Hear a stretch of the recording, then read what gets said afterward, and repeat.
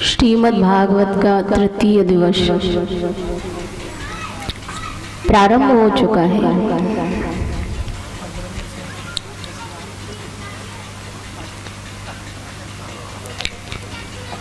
मैं सबसे पहले अपने हृदय मंदिर में बसने वाले भगवान श्री कृष्ण को बार बार प्रणाम करना चाहूंगी।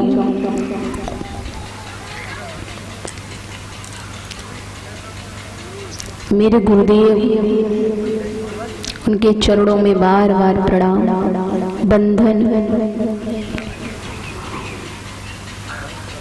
यहाँ पर उपस्थित सभी बुजुर्ग पिता तुल्य, मातृशक्ति, छोटे बड़े बाल गोपाल, सभी को मैं बंधन और अभिनंदन करती हूँ। चलिए कथा को प्रारंभ करते हैं। तो हमारे परीक्षित महाराज बताएंगे कि कल हमने कथा को कहाँ पर छोड़ा था। पांडवों ने जो कुछ मांगा भगवान से दिया, लेकिन माता कुंती ने दुख भी मांगा। गौर से ध्यान रखना है। 12 बजे तो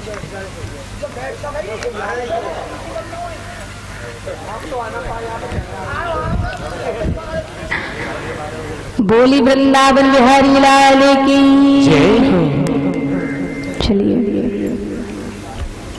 कल आपने महाभारत की कथा सुनी थी। भगवान कृष्ण सभी पांडवों को पितामह भीष्म के पास लेके आते हैं और उनके मुखार बिंद से सभी को उपदेश दिलाते हैं। साथ में द्रौपदी भी आती है। पितामह भीष्म पांडवों को समझा रहे हैं कि आप राजा हो और राजा को कभी भी आलसी नहीं होना चाहिए। राजा का धर्म है, राजा का कर्तव्य है कि वो अपनी प्रजा की रक्षा करे, हर परिस्थिति में उसका साथ दे, उस पर कोई संकट ना आने दे।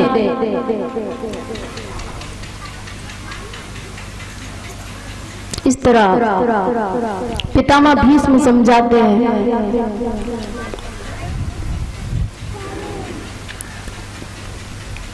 और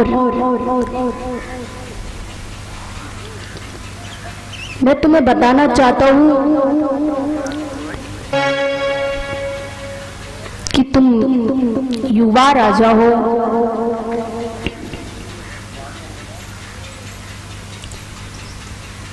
तुम्हें हर परिस्थिति में अपनी प्रजा के साथ रहना चाहिए और कभी भी उनके साथ अन्याय नहीं करना चाहिए।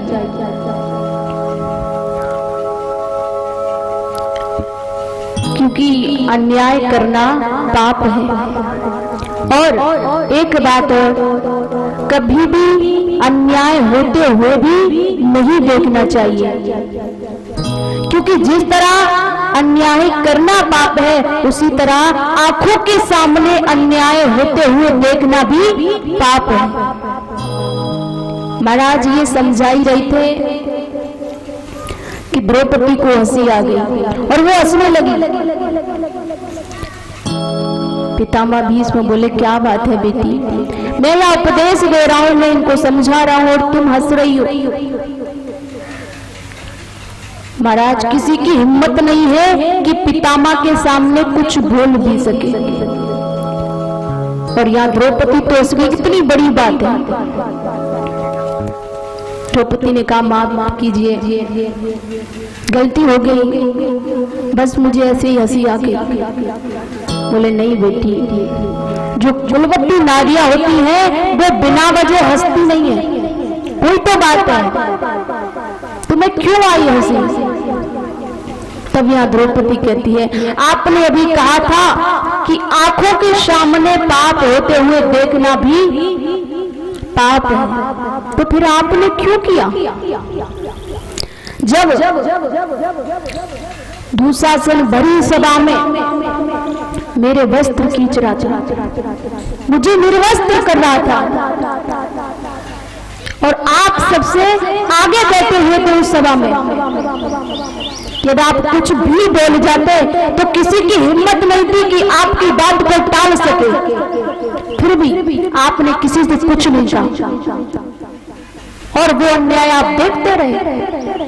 वो तो कृपा हुई मेरे गोविंद की कि उन्होंने मेरी लाज बचाई। और आज आप उपदेश कर रहे हो कि आंखों के सामने होता हुआ पाप देखना भी पाप है, फिर आपने क्यों किया ये पाप? महाराज जैसे ही पितामह ने ये बात तो सुनी कि आंखों से अश्रु बहने लगे।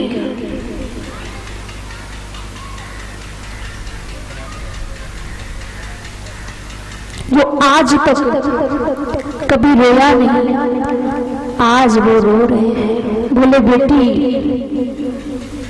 तुम सच कहती हो, मेरे से ये पाप हुआ है, और इसलिए तो आज मैं इस बाड़ों की सैया पर लेटा हुआ हूं। 2000 बिच्छुओं के डंक मारने से जो तकलीफ होती है, जो पीड़ा होती है, वो मुझे हर पल हो रही है। ये उसी का तो फल है। और एक बात, उस समय मैं दुर्योधन के साथ था, उसके यहाँ भोजन करता, और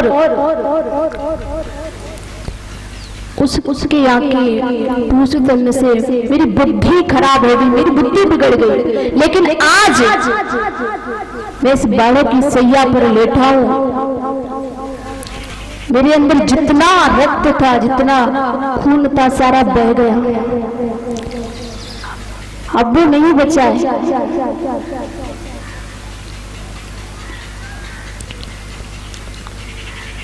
और इसलिए मैं आज तुम्हें समझा रहा हूं।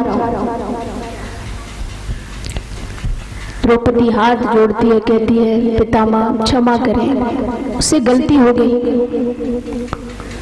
उसके बाद भगवान कृष्ण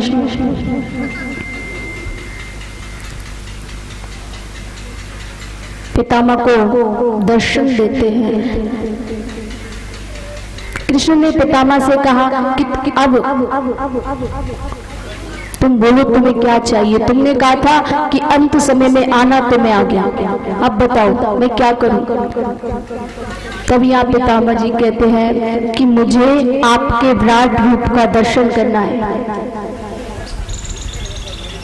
तब भगवान अपना विराट रूप दिखाते हैं, और पितामह देखते देखते देखते देखते भगवान में ही लीन हो जाते हैं, और की मृत्यु हो जाती है। बोली वृंदावन बिहारी लाल की। उसके बाद पितामह के जाने के बाद पांडवों को बहुत दुख हुआ, सब बहुत रोए कि आज हमारे पांडव, हमारे पितामह चले गए, हमें छोड़ के। सभी पांडवों ने बहुत रोदन किया। भगवान कृष्ण ने कहा क्यों रो रहे हो? ऐसे महान व्यक्ति के लिए तुम रो रहे हो? रो मत, तुम मेरा कीर्तन करो, सब ठीक हो जाएगा। अरे वो मरी नहीं, उनको तो मोक्ष मिला है, और इसलिए तुम्हें तो खुश होना चाहिए। सभी ने गोविंद का कीर्तन किया। उसके बाद भगवान कृष्ण ने पांडवों से कहा कि अब मुझे जाने की अनुमति दीजिए, क्योंकि आपको राजगद्दी प्राप्त हुई है, युद्ध भी खत्म हो गया और मेरा काम भी खत्म हो गया। अब मुझे द्वारका वापस जाना है।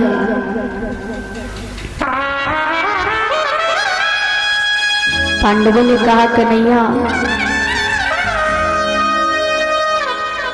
मन तो नहीं है कि तुम यहाँ से जाओ, पर हमारी वजह से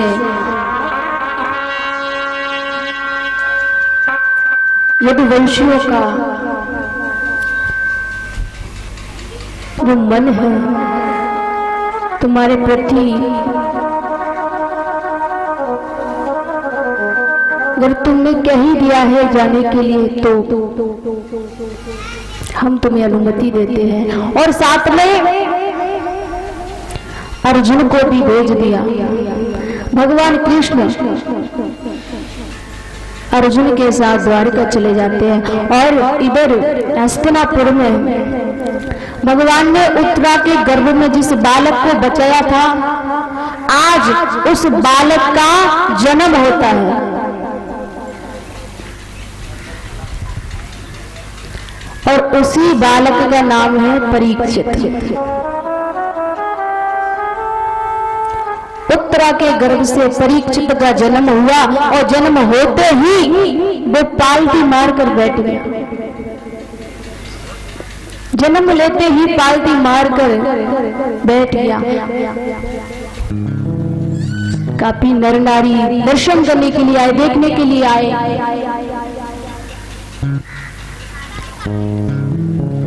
कि ये कैसा अद्भुत बालक है जो जन्म लेते ही पालती मारकर बैठ गया।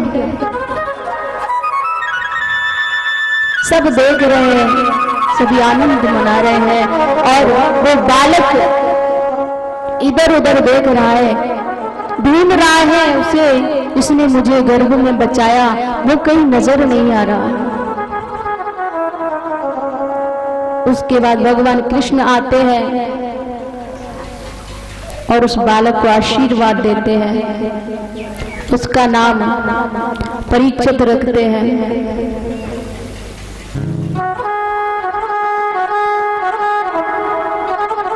और ढेर सारा आशीर्वाद देके पुनः वापस चले जाते हैं। कुछ समय बाद इधर अर्जुन हस्तिनापुर वापस आए द्वारिका से। आते ही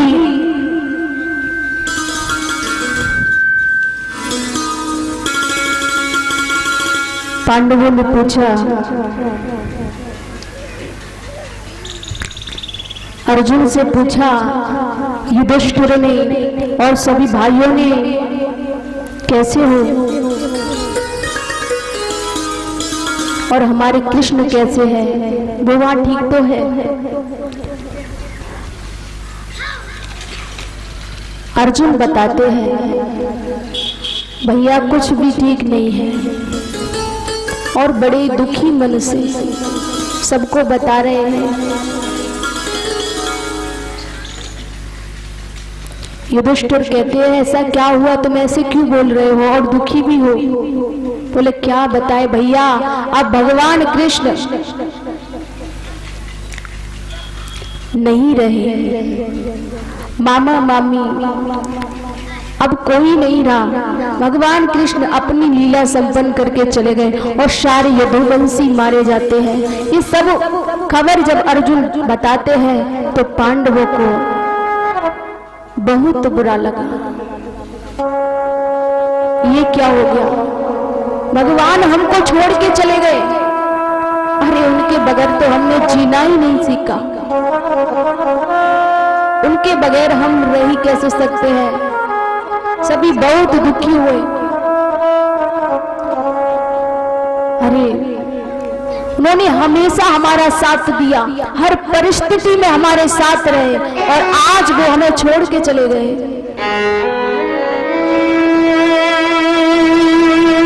हम उनके बगैर याद रह नहीं सकते। पांचों पांडव छोटे से बालक परीक्षित को उपदेश देके जाते हैं।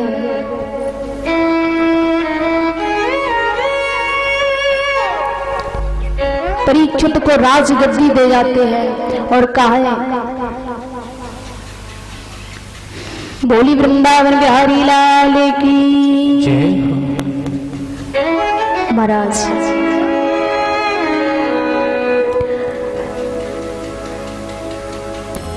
परीक्षित को राजगद्दी देने के बाद पांचों पांडव